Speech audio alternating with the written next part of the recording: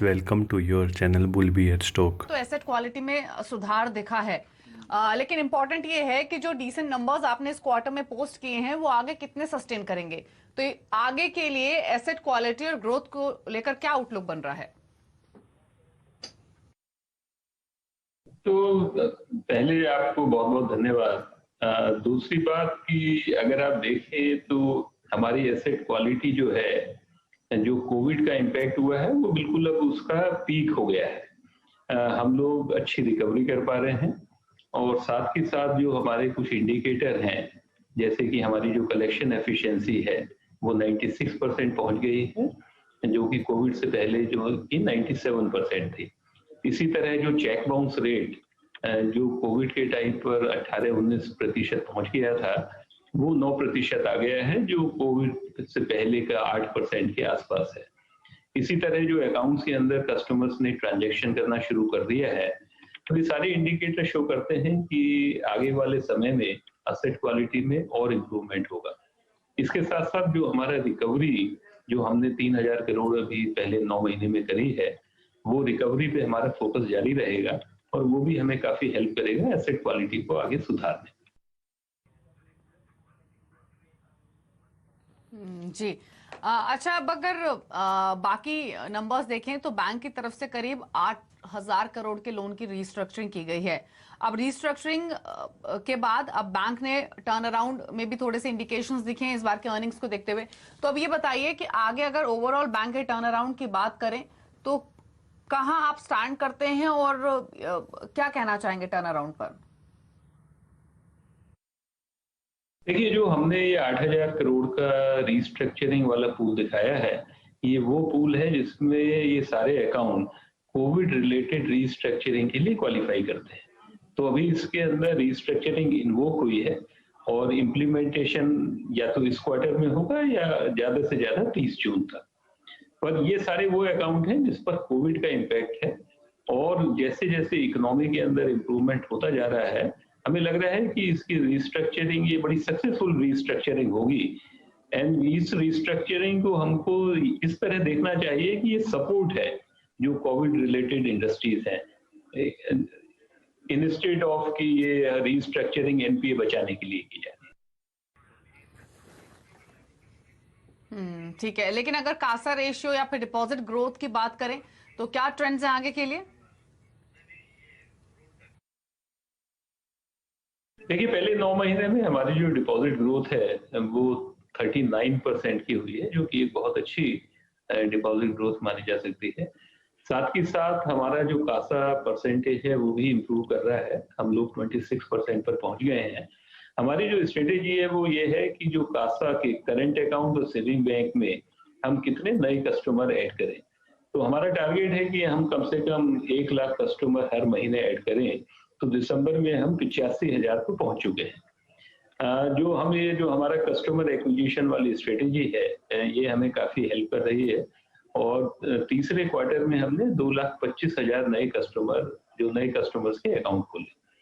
तो going forward also हम लोगों का जो रिटेल डिपॉजिट है उस पर पूरा फोकस रहेगा। हम नए कस्टमर्स को ऐड करेंगे और डिपॉजिट ग्रोथ के साथ साथ कासा रेशियो में भी हम लोग इम्प्रूवमेंट करते रहेंगे। जी, अगर overall Prashant ji yes bank के ओवरऑल बुक्स की बात करें तो आपका एक्सपोजर रियल एस्टेट इंफ्रा में काफी रहा है। ये दोनों ही सेक्टर्स आपके लिए एक बड़ा कंसर्न रहे हैं लोन रिकवरी के हिसाब से, लेकिन ऑफ लेट हमने रियल्टी स्पेस में स्पेशली काफी ग्रीन शूट्स आते हुए देखे हैं, टर्न अराउंड देखने को मिला। अगर पिछले 4-5-6 महीने की परफॉर्मेंस की बात करें तो आपका ओवरऑल आउटलुक क्या है इन दोनों पॉकेट्स पर, और आपका जो ओवरऑल लोन एक्सपोजर है वो कहां स्टैंड करता है रियल्टी और इंफ्रा दोनों में? देखिए, जो रियल एस्टेट है उसके अंदर हमें उसे 2 भागों में डिवाइड करना पड़ेगा। एक वो जो प्रोजेक्ट्स कंप्लीट होने के आसपास हैं और एक ऐसे प्रोजेक्ट जहां पर उस तरह की एक्टिविटी अभी शुरू नहीं हुई। तो जो प्रोजेक्ट ऐसे हैं जो कंप्लीट होने के आसपास हैं, वहां पर हम काफी इम्प्रूवमेंट देख रहे हैं। पर कुछ ऐसे प्रोजेक्ट भी हैं जहां पर कुछ शुरुआत नहीं हुई, तो वहां वो स्ट्रेस जो है वो कंटिन्यू रहेगी। पर साथ ही साथ ओवरऑल जो देखने को मिल रहा है रियल एस्टेट और इंफ्रास्ट्रक्चर दोनों में काफी इम्प्रूवमेंट हो रहा है पहले से। तो मुझे लगता है इससे हम लोगों को ना केवल अपने जो अकाउंट्स में स्ट्रेस है उसमें भी मदद मिलेगी, जो हमारे खराब अकाउंट है उसके अंदर हमें रिकवरी में भी उससे काफी मदद मिलेगी। जी, चलिए शुक्रिया प्रशांत जी बातचीत करने के लिए सीएनबीसी आवाज से, एंड गुड लक आपको आने वाले क्वार्टर्स के लिए, बैंक की ओवरऑल परफॉर्मेंस के लिए।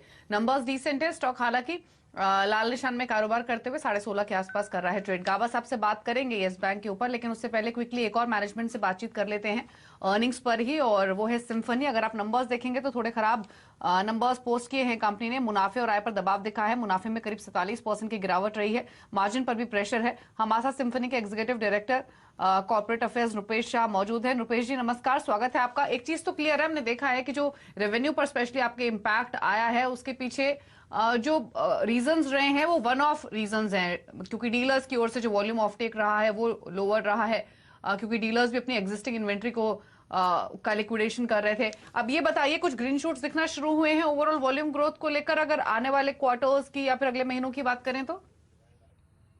नो एब्सोल्युटली, सो काफी अभी ग्रीन शूट्स देखने मिल रहे हैं, and as far as March 21 quarter is concern seems to be quite positive. This should be a normal quarter on a standalone basis as well as on a consolidated basis. जी, एक चीज interesting है symphony के साथ कि despite various challenges जो आपके stand alone gross margin रहे हैं वो पिछले क्वार्टर जितने आपने मेंटेन किए हैं, और सीक्वेंशियल बेसिस पे इनफैक्ट हमने 100 बेसिस पॉइंट के आसपास की इंप्रूवमेंट भी देखी है। ओवरऑल अभी मार्जिन की पिक्चर कैसी दिख रही है, और कुछ ऑस्ट्रेलिया में भी ऑनगोइंग सप्लाई इश्यूज से जिससे मार्जिन पर आपके इम्पैक्ट हुआ था, तो यहां से आगे जाते हुए मार्जिन पिक्चर कैसे प्रेडिक्ट करेंगे? Just like other consumer durable and appliance company, Symphony में भी raw material price increase की impact है. However, one, because of continuous innovation, launch of new models, good product mix, and somewhat cost rationalization, and also selective price increase. By maintaining the combination of all this, हमने December 20 में तो gross profit margin maintain भी किया है, और last year और previous quarter के हिसाब से थोड़ा बहुत मार्जिनली इंक्रीज भी किया है, और इसी लेवल पे हम ग्रॉस प्रॉफिट मार्जिन सस्टेन कर पाएंगे ऐसा लगता है। So that is all for stand alone India. अभी ऑस्ट्रेलिया के बारे में, तो ऑस्ट्रेलिया में वैसे despite Covid top line impact नहीं हुई है, किंतु उसकी कॉस्ट काफी इम्पैक्ट हुई थी, but that has been also taken care. और मार्च 21 में Climate Technology Australia turn around हो जाना चाहिए ऐसा अभी लगता है। Not only that, because of Climate Technology Symphony India से ऑस्ट्रेलिया और यूएस में हमें मार्केट एक्सेस मिल रहा है, and we have also received good orders from there. बिल्कुल। तो यहाँ से आउटलुक तो बेटर दिख ही रहा है सिम्फनी का, और वॉल्यूम्स में भी रिकवरी एक्सपेक्टेड है, ऑस्ट्रेलियन मार्केट्स भी बेटर परफॉर्म करेंगे ऐसी होप्स है अभी तक के सिनेरियो को देखते हुए। शुक्रिया रुपेश जी अर्निंग्स पर इलैबोरेट करने के लिए, आगे का आउटलुक बताने के लिए, एंड गुड लक आपको भी आने वाले क्वार्टर्स के लिए। बहुत संक्षेप में गाबा साहब, सिम्फनी और येस बैंक दोनों पर आपके कमेंट्स। Thank you. यहां से एक बाउंस मिले तो एक शायरी है, लेकिन अगर बाउंस मिलता है तो फिर एक अपू जा सकता है 18, उसके बाद लॉन्ग टर्म में ठीक है, लेकिन फिलहाल साइडवेज जोन है, बेस्ट अवॉइडेड। रही बात सिम्फनी की, वेल सिम्फनी स्टॉक ठीक ही है, बहुत बढ़िया ब्रेकआउट मिला है करीब 900 के आसपास, 900 सवा 900 के आसपास, वहां पर ही उसके आसपास ही इर्द गिर्द सपोर्ट है, थोड़ा रेजिस्टेंस 1050 के ऊपर है, यहाँ अगर पार कर लेगा तो ठीक है। फिलहाल साइडवेज जोन है, थोड़ा सेलिंग प्रेशर है सिम्फनी में, लेकिन लोअर लेवल में सपोर्ट है। ठीक है, शुक्रिया गाबा साहब शो का हिस्सा बनने के लिए।